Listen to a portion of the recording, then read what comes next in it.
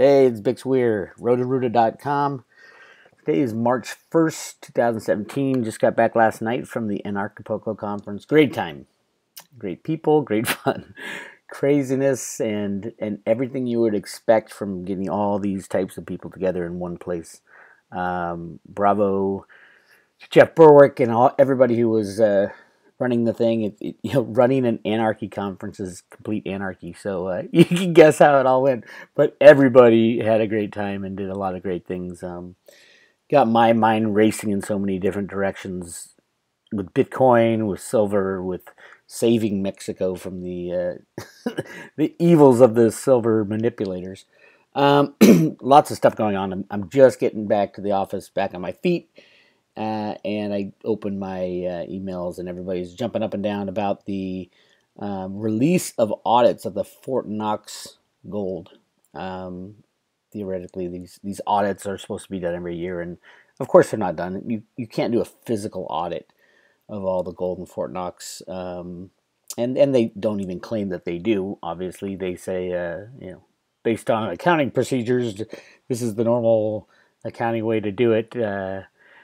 By the appraisers and the auditors, and it's just a paper shuffle, basically.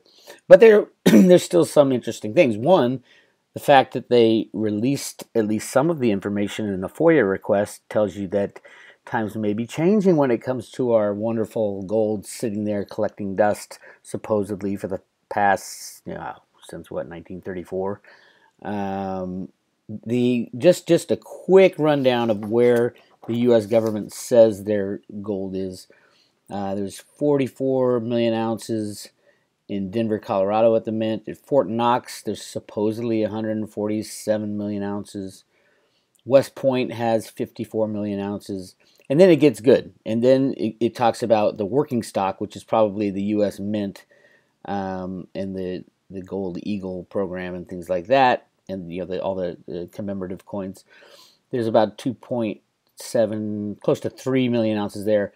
But the big one, the mother of all gold storage for the U.S., is something they call deep storage gold.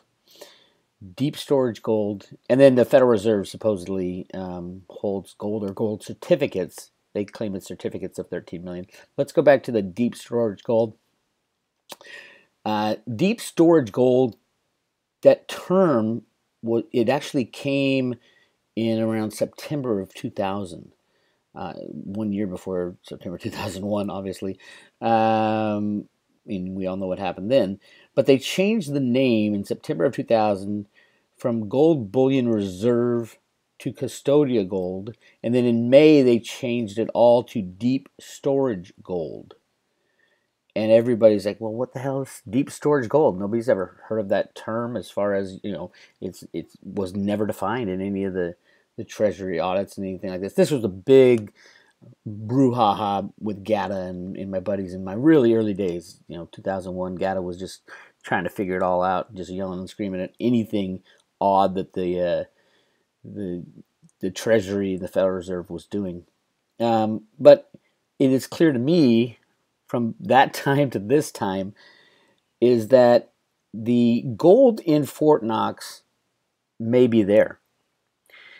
But I don't really think it matters at all. We're talking about, 147 million ounces. If you're, that's about 4,500 tons. It's close to half of what the, no, actually it's close to, now wait a minute. So deep storage, I'm trying to read off the 2016 audit, and okay. It subtotals all the gold in all the mints as deep storage gold. And then so it's saying that deep storage gold is the mint held in Denver, at Fort Knox, and at West Point. That's what the claim is. And it gives you a subtotal of 245 million ounces. The Fort Knox gold at 147 million ounces would be the big one. And here's the key. Deep storage gold would mean that you can't get to it right away, theoretically. When Scott Alvarez, who was the attorney, the general counsel for the Federal Reserve Bank, really creepy guy, he's a lawyer, but he tries to weasel his way around everything. When Ron Paul was grilling him about, why won't you let us do an audit? And why won't you let us look at the gold? He said, and then he kind of paused, and this was a televised congressional hearing. He kind of paused and said, you can see the gold. Yeah, we can arrange that. Well, the reason is that it's been rehypothecated. It's been lent and swapped and loaned and leased, and there's 50 people with claims to that gold, and I think the gold still sits there in those vaults. It's just the U.S. government no longer has legal title to that gold, and it has been bought, sold, and swapped all over the place. And that's kind of where Scott Alvarez started dancing around Ron Paul's question of the bigger question is, will there ever be a legitimate audit of the chain of ownership and who's got any legal right to the gold that sits there in the vault at Fort Knox? So that's just kind of one of the things that was going on. But there's also the entire concept of, we're talking 8,000 tons of gold, which is the largest government holding of gold, but it's such a tiny drop in the bucket of all the gold out there. Deep storage gold could easily mean the gold in the Grand Canyon, the billions of ounces in the Grand Canyon that they found in the early 1900s. It could mean all the gold at Chocolate Mountain. And if you haven't read my article called Golden Secrets, go onto my website, roadtoruta.com, pull up Golden Secrets. It tells you all these secret hidden stashes of gold. But in the 1990s, the U.S. literally hid within a national wildlife reserve. It's called the Desert Wilderness Protection Act, and it covered 8 million acres, basically the size of Maryland, of area in the desert right at Chocolate Mountain Military Range, which was also a gigantic gold area. Lots of mining was being done. So the U.S. government sends all these people. Supposedly they drilled into the military area, into the side of the mountain, illegally. So the mining company that was working right next to it drilled in illegally, found this huge vein of gold. All the congressmen were flown out there, and Dianne Feinstein stuck it in another one of her desert wildlife protection reserves. So no one's allowed to go in there. That kind of stuff is, in my mind, where the real wealth of America is. It's still in the ground. It won't be mined until it is needed. Now the question is, are we at that point where it's about to be needed? I think we are. In the Road to Ruta comics, there's a lot of talk about mining and getting gold out of the ground. They call them, the golden sunlight that makes the colored flowers grow. But if you read the teacher's edition of Wishes and Rainbows, it's called The Road to Ruta, a teacher's edition, right from the Fed Boston.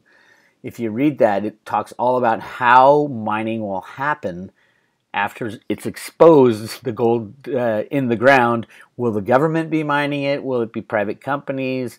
And it talks about all the stuff within this Fed document. And all this stuff is related to how much gold the U.S. has.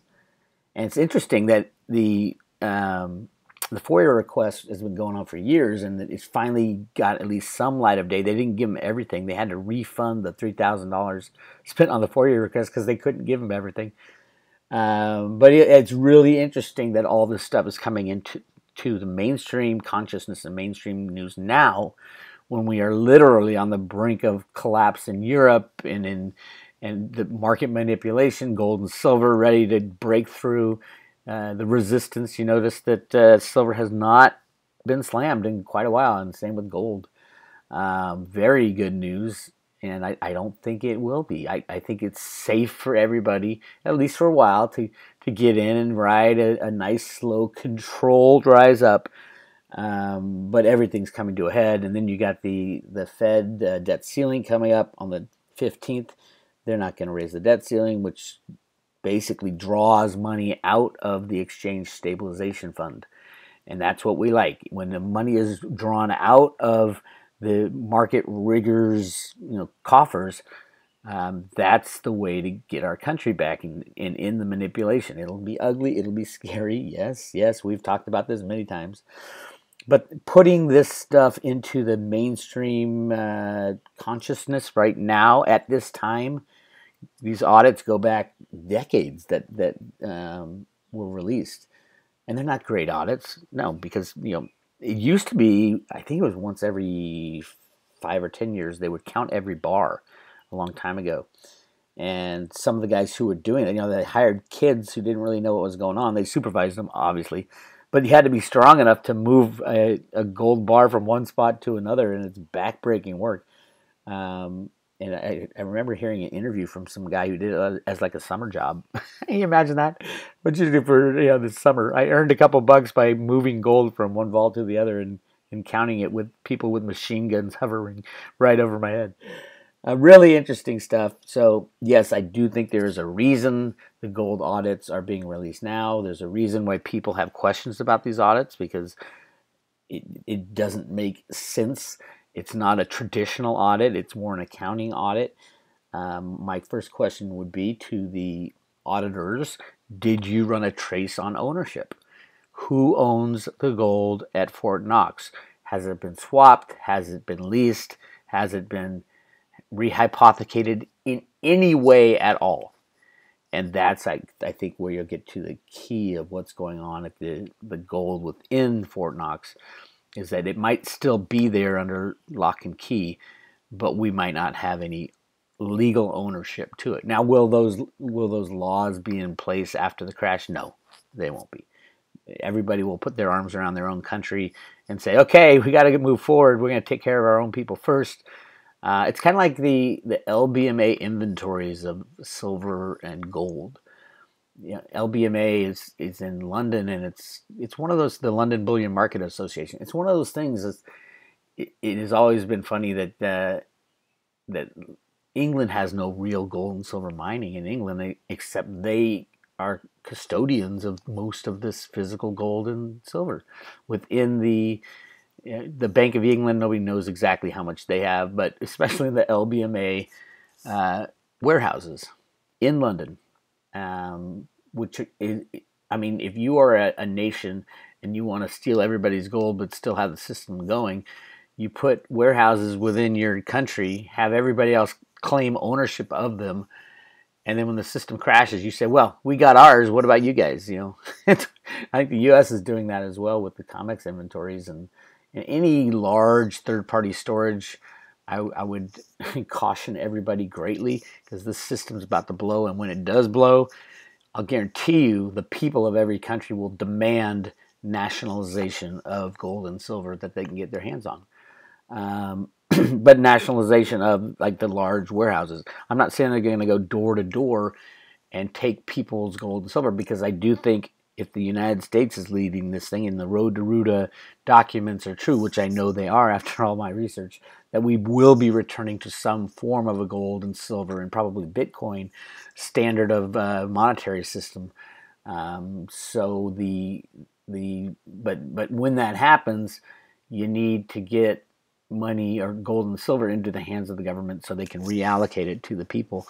And one of the easiest places for governments to get that gold and silver is right at the warehouses within their boundaries. Because when the system falls apart, no one will be trading with each other. No one will be talking to each other. Hopefully no one will decide to go to war with each other, because that would get very, very ugly, or uglier, shall we say. Anyway, that's kind of my take on what's going on in the Fort Knox audits.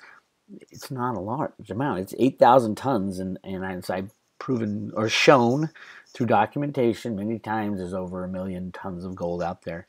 And I know that flies in the face of the official word from companies like CPM Group, Jeffrey Christian, and Goldfields GFMS, which is owned and controlled by Harry Oppenheimer and invented those numbers back in the 1960s. And he's the diamond cartel guy. And why wouldn't he do the same thing with gold, except keep the price where you want and just lie about the figures. And we've seen it with Yamashita's gold, the Nazi gold, all the Dragon family gold in Asia. How much of that's true and how much is not true? I would say a majority of it is true. And I think part of this transition, going from unbacked fiat money to something real, like gold and silver, there's going to have to be a kind of a re-audit of the world's gold and silver. meaning melting down all these bars to see which ones are real and which ones are fake. That's why I always suggest investing in 1 ounce coins or below. Pre-65 silver is the best in my opinion. It's usually pretty cheap, and the smaller quantity, it's recognizable. The smaller quantities are hard, if not impossible, in silver to counterfeit. And once you hold silver, you know it's silver or you know it's not. I do have a couple silver eagles that are fakes. They come out of China, where it's not illegal to fake them. Remember, these are U.S. minted coinage, legal tender in the United States, and they fall under the counterfeit laws instead of the fraud laws as far as faking them. So people risk a lot when they try to fake a U.S. mint coin. But in China, they don't have the same laws as we do. So yeah, they're kicking out a lot of fake silver eagles. But you can tell right away if it's at that size, 1 ounce or below. You can tell right away if it's fake or if it's real. That's it for right now. I got a Hump Day interview. Make sure you go listen to the Hump Day interview. We'll be talking about a lot of the Anarchapulco stuff. We'll get into Bitcoin and some of the crazier things going on with Bitcoin right now. And if you're watching Bitcoin, 1,200 is a great number. I made a bet with my friend Gus Demas of Perpetual Assets. He said the bet was for 1 ounce of silver. This is late night at a bar, of course, down in Acapulco. If Bitcoin hits $500, I owe him an ounce of silver. If it hits $1,500, he owes me an ounce of silver. And the bet was made. I think Bitcoin was like at 1050 or something like that. And of course, Bitcoin's up at 1,200 now, and getting ready to make the next move up. So I don't think there's any chance of Bitcoin. Even if there was 10 Mt. Goxes crashed, I think people are better aware of what's going on. And there aren't Mt. Goxes out there right now. China already shut them down. So I expect to win that bet within a month, and Gus will be sending me. I told him I want a lovely silver medallion on a chain that I can wear around as bling.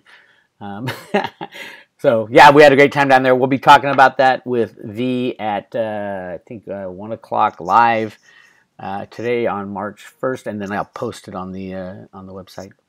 Anyway, I hope everybody's doing well, and I'm back at work. I hope you guys are working hard as well to try to save the world. All right, I'll talk to you later.